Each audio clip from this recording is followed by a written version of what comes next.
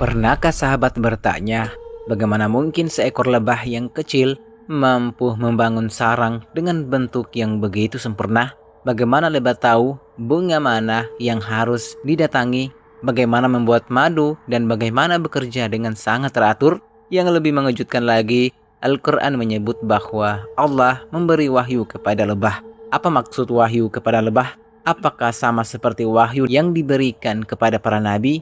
Mari kita bahas berdasarkan Al-Quran dan penjelasan para ulama. Sebelum kita mulai, jangan lupa like, subscribe, dan bagikan video ini.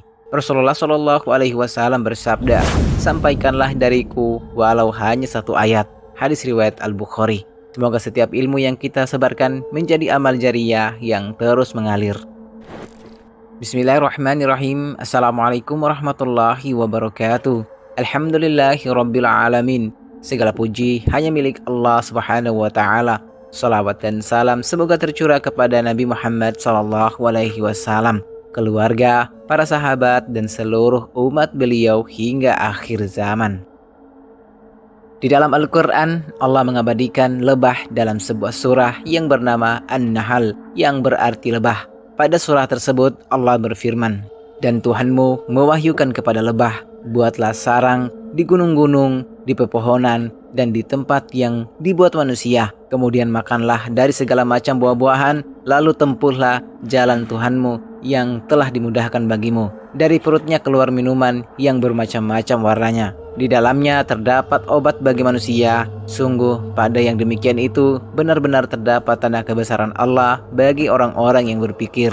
Al-Quran Surah An-Nahl ayat 68 hingga 69. Mungkin muncul pertanyaan, apakah lebah benar-benar menerima wahyu seperti para nabi? Jawabannya tidak. Para ulama menjelaskan bahwa kata wahyu dalam ayat ini berarti ilham atau naluri yang Allah tanamkan kepada lebah, bukan wahyu syariat seperti yang diterima para nabi dan rasul. Artinya, Allah menciptakan lebah dengan insting yang luar biasa, tanpa belajar, tanpa sekolah, dan tanpa diajari oleh manusia.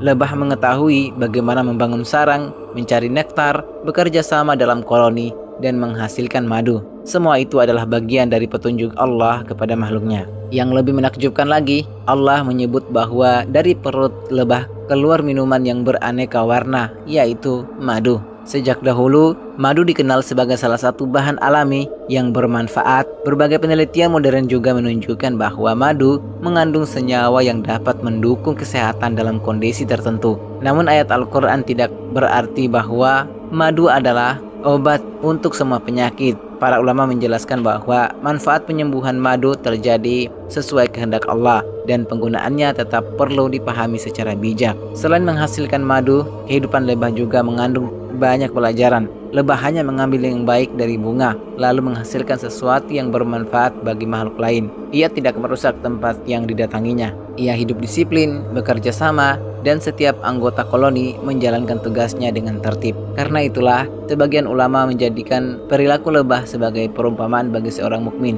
Seorang mukmin hendaknya membawa manfaat dimanapun ia berada, sebagaimana lebah menghasilkan madu yang berguna bagi banyak makhluk. Sahabat arus waktu yang beriman, kisah lebah mengingatkan kita bahwa seluruh makhluk hidup berada di bawah aturan Allah. Tidak ada satupun yang bergerak tanpa ilmu dan kehendaknya. Jika seekor lebah patuh terhadap petunjuk yang Allah tanamkan dalam dirinya, maka manusia yang diberi akal dan wahyu melalui para rasul tentu lebih pantas lagi untuk menaati perintah Allah. Lebah diabadikan dalam Al-Quran bukan semata-mata karena menghasilkan madu. Allah menjadikannya sebagai tanda kebesarannya agar manusia berpikir tentang kesempurnaan ciptaannya dan mengambil pelajaran dari makhluk yang kecil tetapi sangat bermanfaat. Semoga Allah menjadikan kita hamba yang selalu mengikuti petunjuknya, memberikan manfaat bagi sesama, dan semakin bertambah keimanan ketika merenungi ayat-ayatnya. Wallahu a'lam bishawab.